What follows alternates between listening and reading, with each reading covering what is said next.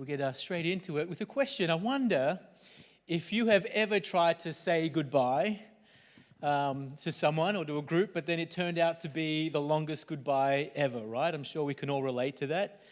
You know what I mean? You're at someone's house, and then you stand up, you thank them for dinner, you grab your keys, open the door, but then somehow you're still talking to them 20 minutes later. Probably if it's family, you've probably even made it back down to the couch and you continue your conversations. Because sometimes there are people in your life who you really just find it really hard to say goodbye to. But now imagine a long, extended goodbye like that, but it's not at like your cousin's place or anything like that. There's a long emotional goodbye in the middle of the desert, dusty roads between Moab and Bethlehem. See, last Sunday we started and we left with the story about hearing, the famine was over in the land of Judah. God visited his people again. There's bread has been restocked in Bethlehem. And so Naomi, she gets up, she starts her journey home. But now we also saw and we left with the fact that she doesn't start that journey alone, does she? Her two Moabite daughters-in-law, Ruth and Orpah, which, by the way, you know how many times my computer wanted Oprah kept coming up? I had to do like the learn the spelling on there.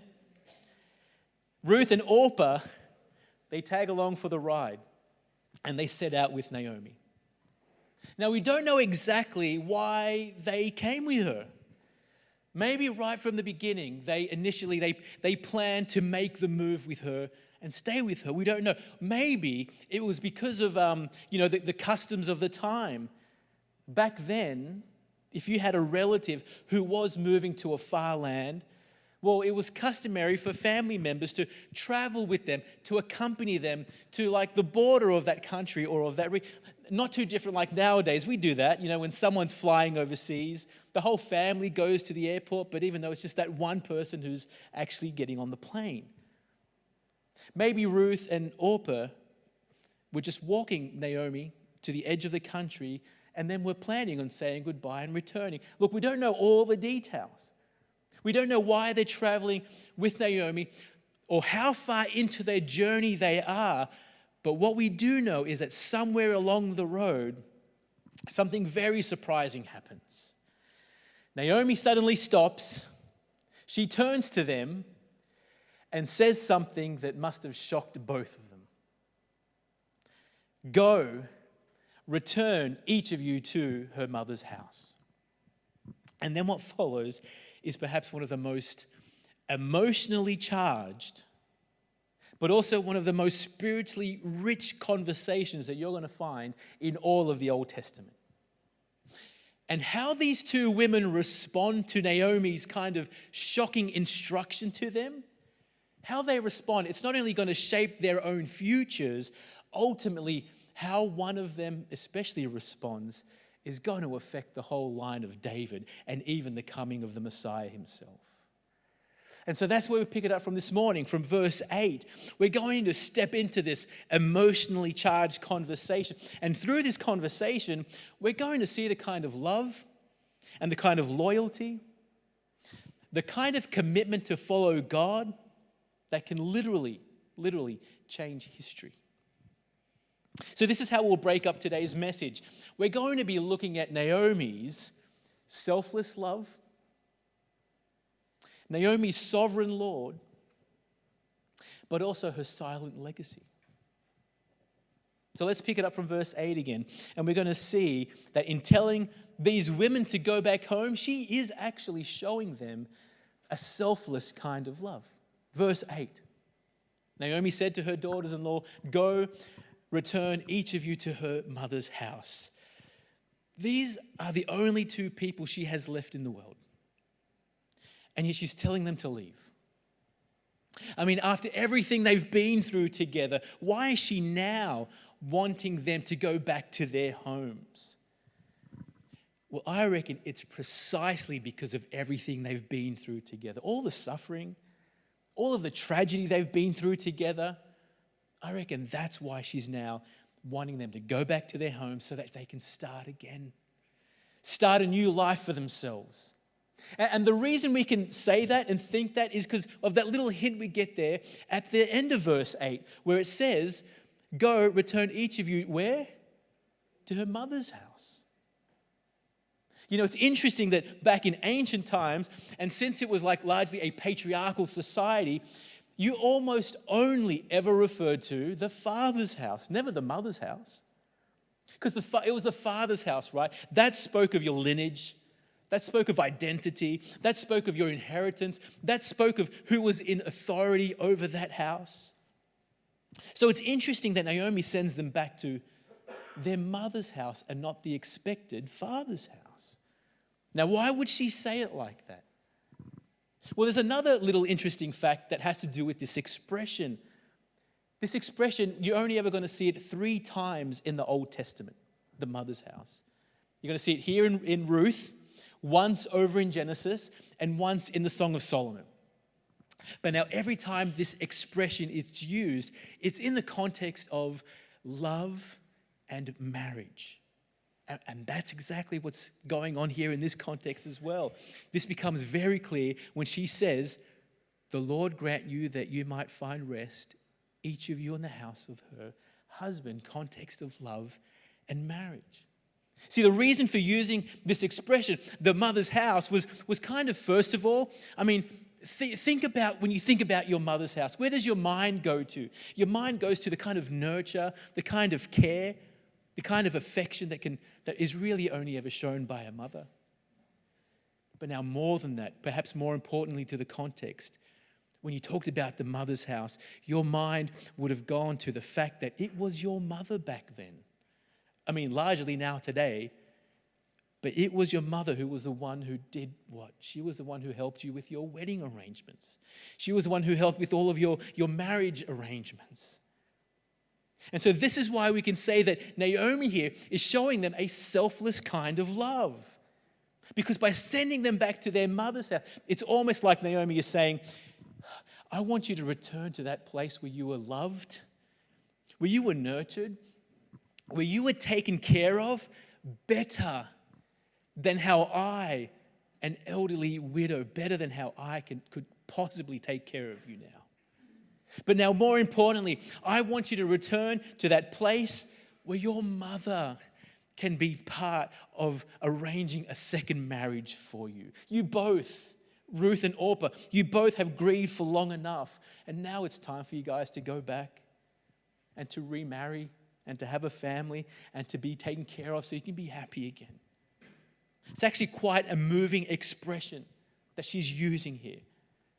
And it shows just how selfless she was, not in thinking about herself, thinking about her own, thinking about what was best for her. She's wanting only what is best for Ruth and for Orpah. And I was thinking about this story, this selfless act of Naomi. It could be compared to another story I heard recently from history. In the late 1930s, as Nazi persecution intensified, thousands of Jewish parents in Germany, Austria, Czechoslovakia, they faced an impossible decision. Keep their children close, but risk death for them too. Or send them away to England where they might have a chance of making it and being safe. This effort to rescue all of those children became known as Kindertransport or the children's transport. Over 10,000 children were sent by train to foster homes in Britain, most of them never to see their parents again. And so there are countless heartbreaking stories of mothers and fathers standing on those train platforms, giving their kids one last hug and then releasing them. And in that moment, they were essentially saying, we love you so much and we want such a better future for you.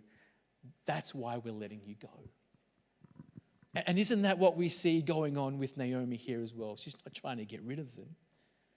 She's releasing them because she loves them that much. She's releasing them from any obligation they may have still felt towards Naomi. And so she blesses them with the freedom to go back to your mother's house for a better future, to start a new life and to start a whole new family. And so even though this farewell doesn't happen on a train platform in wartime Germany, you can still imagine it was just as emotional and just as heartbreaking for all of those three women involved. I mean, we see it in verse 9. She kissed them. They lifted up their voices and they wept. I mean, the language, especially in ancient times, it speaks more of a kind of a wailing that was going on. So that's a first point. We see Naomi's selfless love for these women in releasing them to go. Next, though, we're going to see the sovereign Lord that Naomi believed in. But to get to that, stay with me now, okay? I think we first need to answer this one question. See, there's a detail here that I couldn't move past. I tried to, I couldn't. So I think in fairness to the text, we need to bring it up. Because just think for a moment about the implications of sending these women back to their homes. And here's what I mean by this. I mean by something we see down in verse 15, right? I mean, just for context, most of us have read the story. We know how it unfolds. Ruth is going to end up staying with Naomi. Orpah ends up leaving. But now, as Orpah leaves, Naomi is going to plead with Ruth one more time, urging her to return with Orpah. But now here's the interesting part. Notice how Naomi phrases her plea to Ruth, verse 15. Your sister-in-law has gone back to her people and to her gods. Return after your sister-in-law. I don't know about you, but I read that, it kind of makes me a little bit uncomfortable. Because it seems that Naomi, a God-fearing Israelite Hebrew woman, seems like she's sending them back into idolatry, back into a godless culture amongst a godless people. So I'm thinking, isn't that the opposite of what someone who knows the true God should be doing? Isn't that a missed evangelistic opportunity? I mean, these women have already told you in verse 10, no, we want to return with you to your people. So it seems like a no-brainer. Let them come. Let them come and meet your God. As believers, we'd be expecting Naomi to be drawing them closer towards the God of Israel instead of seemingly pushing them back into idolatry. And so the question is, was Naomi mistaken? Did she get it wrong here? And obviously, because we're not there, we weren't there, we don't know the mind and the heart of Naomi and everything going on, it's a hard one to answer. But that never stops scholars from trying, right? And they do offer an alternative view. And I'll be honest, I like this view because not because it gets Naomi off the hook or anything like that, okay? Because we don't know. What if she did let both of them stay with her? The first time they tried to stay with her. What then? Who knows? Maybe things could have turned out differently for Orpah, the same way they turned out for Ruth. We just simply will never know. But I like this alternative view because it says that Naomi is, in a sense, like kind of doing a sort of evangelism. Because she is actually pointing these women to the sovereign Lord that she believed in. This view basically says, Naomi isn't sending them back to the false gods necessarily, but is instead, she is actually sending them back, but she's sending them back in the hands of Yahweh, the God of Israel. Here's what we mean by this. Notice how it continues there in verse 8. Naomi said to her daughters-in-law, go return each of you to her mother's house, but may the Lord deal kindly with you, as you have dealt with the dead and with me. And the Lord grant that you might find rest, each of you in the house of her husband. You see, when Naomi says, may the Lord deal kindly with you, you know which name she is invoking there, which name she is calling upon there? It's the covenant God of Israel, his name, Yahweh. She's not praying to Chemosh, the god of Moab. She's praying to Yahweh, and she's calling down Yahweh's faithful love upon these women.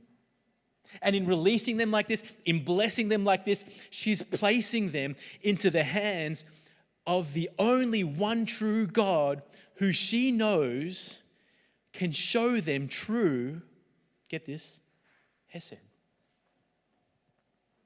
In Hebrew, this word hesed is a term that's so rich with theological weight and meaning. It's been translated here in the text as the Lord deal kindly with you, but it's usually translated as his steadfast love. In other words, it's basically the Old Testament word that we have in the New Testament for grace. It combines commitment with sacrifice. Hesed is this one-way kind of love. It's this love, hesed love, that has no exit strategy. When you love with a hesed kind of love, you are binding yourself to the object of that love, no matter what response you might get in return. And so we might even say that hesed it's a stubborn kind of love. Hesed's the opposite of the spirit of our age, isn't it?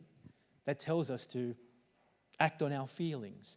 Hesed says, no, we act on our commitments, and then the feelings will follow. If you're a Christian, if you're a believer this morning, you know all about God's hesed love already, because it's his hesed love. It's what lies at the heart of Christianity. That's the kind of love that Jesus showed us at the cross, and therefore it's the kind of love he calls us to show to one another. And so back to Naomi then, it's this unfailing, unmovable, stubborn, steadfast kind of love that Naomi is now wanting her daughters-in-law to experience firsthand. And so she prays to her sovereign Lord, the God of Israel, that he would show hesed towards them. And by blessing them this way, praying for them like this, it actually seems like she might be wanting to plant a seed of faith in them. It's like she's saying, when you go back, you need to understand that it's only Yahweh, the God of Israel. He is the only one who will be able to calm all your grief. Yahweh is the only one who can give you a home again. Yahweh is the one, the sovereign one, who controls all things and who will be able to give you another family. It's like she's saying, since I can't take care of you anymore, what I can do is place you in the hands of the one who can. And so instead of seeing this as Naomi abandoning them or as pushing them back into idolatry, instead perhaps we might see this as an act of faith. Because this seems to be an evangelistic prayer of hope, that one day they too might come to know this covenant God for themselves. And you know what? You know what's coming. I love this part. You know what? It seems that God honors Naomi's act of faith, that little seed that she plants. It seems like he does listen to her evangelistic prayer. Because in just a few verses down, Ruth is about to make one of the most beautiful declarations in all of Scripture. Verse 16. She says to Naomi, where you go, I will go. Where you lodge, I will lodge. Your people shall be my people, and your God shall be my God. And this actually leads us to the third point. We've seen Naomi's selfless love for these women. We've seen the sovereign Lord that she believed in and wanted these women to believe in. But now we're going to see that silent legacy. That legacy that can turn a Moabite woman like Ruth into a follower of Yahweh, the one true God of Israel. And how do we know? Why do we say that Ruth became a follower of Yahweh? Well, because of that powerful declaration she makes. Your God shall be my God. Some have called this Ruth's confession of faith, or perhaps her moment of conversion when she declares that and confesses that. But the real question is, how is it that an idolatrous Moabite woman is now able to declare such a thing? Well, I reckon it could have only been one thing. Obviously, we know the sovereignty of God can only move someone to a confession like this. But apart from that, there was really only one other thing, wasn't there? It's from watching Naomi. It's from living with Naomi. It's from seeing how Naomi suffered great tragedy, but she continued to pray to her God. She saw firsthand how Naomi lost everything, but she still trusted in a sovereign Lord who controlled all things. In other words, Naomi's witness may not have been loud. She maybe didn't use long evangelistic talks or sermons. She probably didn't use lots of words. Let's call it a silent legacy of faith that she had. And yet her witness spoke volumes. Volumes. Because we see her witness is what God used to start drawing Ruth to himself, so that she would want to cling on to that same God. It reminds me of another story, another character from history who was drawn into finally trusting in Christ because of another faithful witness of another mother, his own mother. Many of you have probably heard of Saint Augustine, however you might want to call him. We'll call him Augustine today. One of the most influential theologians in Christian history. Here's an interesting one because Catholics and Protestants kind of want to claim him to be their own. He can be everyone's. But his life definitely didn't start out very, saintly, did it? In fact, he lived a life of indulgence, a life of much intellectual pride, a life of great spiritual rebellion for many. In fact, he even prayed this once. Famously, he prayed, "Lord, make me chaste," but not yet. Right? He still had a lot of life and fun to enjoy. But now behind Augustine's great story of conversion is a lesser known story of his mother. Does anyone know what his mother was called? Monica. Monica was a devout Christian. But Monica was married to a difficult pagan husband. And on top of that, she had a son who just kept breaking her heart time and time again. He mocked her faith, dismissed her pleas. He embraced the world with open arms, but Monica didn't give up. She prayed for him relentlessly, with tears, with fasting, with a fierce Hesed kind of love. In fact, apparently, such was her tears, her love for him. She even followed him from city to city, always hoping, always praying, and even anyone who would be willing to, asking them to pray for her son. At one point, I love this, she goes and she seeks some counsel and even some comfort from a bishop. This is what the bishop told her. It is impossible that the son of such tears should perish. Impossible that the son of such tears should perish. I love that. Anyone here today who has a child or a parent or a loved one who wants nothing to do with God right now, always remember these wise words from this bishop to this desperate mother. It is impossible that the son of such tears should perish. There's a challenge for us. Are you and I praying, pleading with God with such tears for those lost ones in our lives? So it was with Augustine. After years of his mother's tears, Augustine did come to faith. He would later write in one of his books called Confessions, he wrote that it wasn't just theology, it wasn't just philosophy that drew him in, it was the persistent and faithful witness of his mother and her prayers and her unconditional love for him that made Christianity more than just a set of beliefs. It made it real. It made it deeply personal.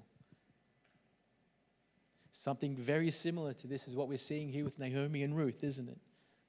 Ruth had a front row seat to all of Naomi's bitterness and pain and grief. But what she heard were her prayers.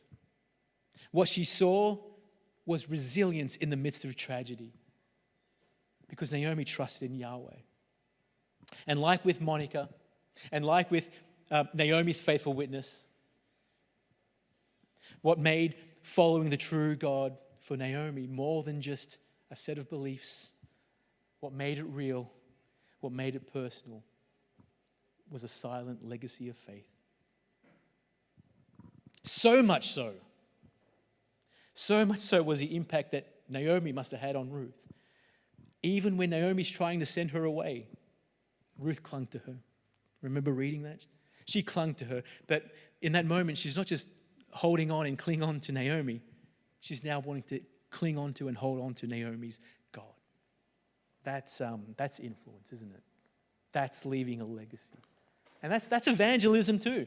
We often think that evangelism is all about saying the right words. But did you know that sometimes the most powerful witness is a life that keeps trusting?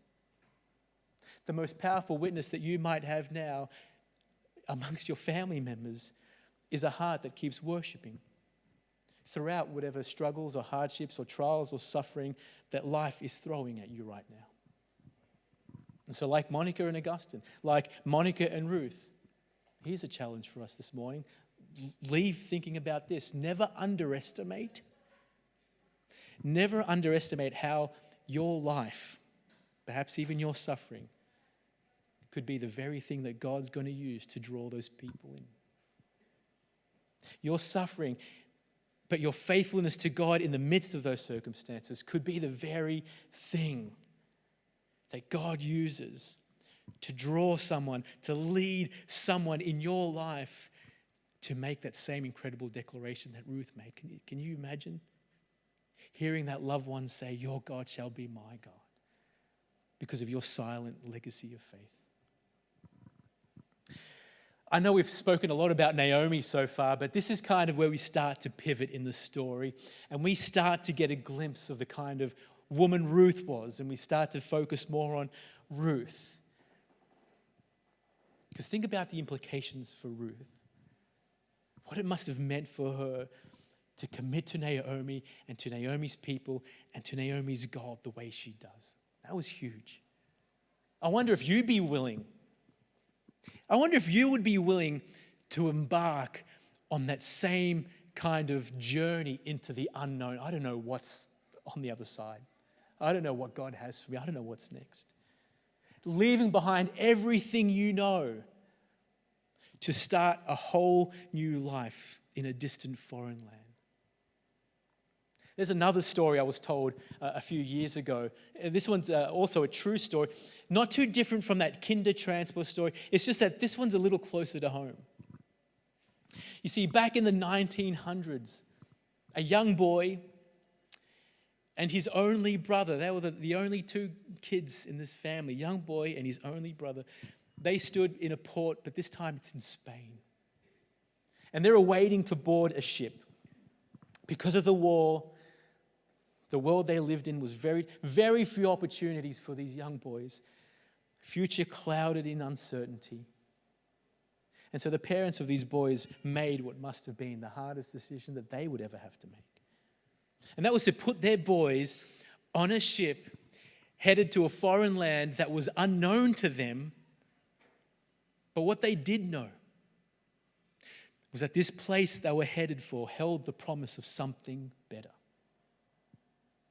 And that distant land for these two boys was the country of Argentina. One of those boys, who wouldn't have been much older than 10 at the time, was actually Maru's grandfather. Imagine boarding one of those ships at the age of 10, knowing that you were most likely never going to see your parents ever, which is precisely what happened. He never saw his parents again. He never returned to Spain ever again. In fact, we don't know something happened between the brothers on that trip, on that journey. They got separated. He never saw his brother ever again either. And I share that story because I imagine that Ruth must have been feeling like that 10-year-old boy in that moment. She's leaving behind everything she knew, her home of her Moab, her religion, her culture. but also her family, who she likely never saw again either. She walked away from the only world that she had ever known. But just like Maru's grandfather, she wasn't running away. Instead, she's showing the courage to step into something better. She's showing the courage to step into a better future. A future that would now be under the care and under the protection of Yahweh. That's the courage to move into that. And I love that. Maybe that is even a good place to start wrapping up this morning with this one last takeaway from the life of Ruth. And it's this. Sometimes the new life can't start until you walk away from the old one. Sometimes the new life can't start until you walk away from the old one. Maybe there's someone here this morning who finds themselves at one of these crossroads of life and of faith. You have a desire to step into the life that God is calling you to, but you're missing out on the blessings of God and from being under the care and the protection of God because you're not willing to leave Moab behind. As we've seen from Ruth today, and as we're going to continue seeing from Ruth in the following chapters, we learn from her that the new life can't start. It won't start until you are ready to walk away from the old one. And that's a pretty good place also to transition into communion this morning. See, as we prepare for communion, one of the many things we might want to do in preparing our hearts and souls and minds, how about we reflect on what parts of Moab you are needing to leave behind today? A habit, a sin, a relationship, an idol. Perhaps it's the fear of the unknown. Stepping into a new life with God can seem scary. And maybe that's what's holding you back from leaving Moab. But here's the thing. Whatever it may be, this morning we are invited to leave all of that behind here at the table.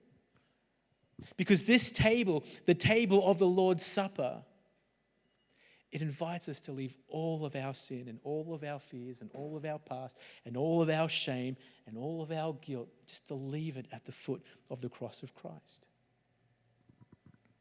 This table invites us to trust in that great exchange that was taking place while Jesus was on the cross. Our sin being placed on him, and in exchange, his righteousness being placed on us. And in the same way that Naomi's love freed Ruth to seek a new life, well, it's only the Hesed love of Jesus Christ that is able to free us from the bondage of sin to seek a new life in him.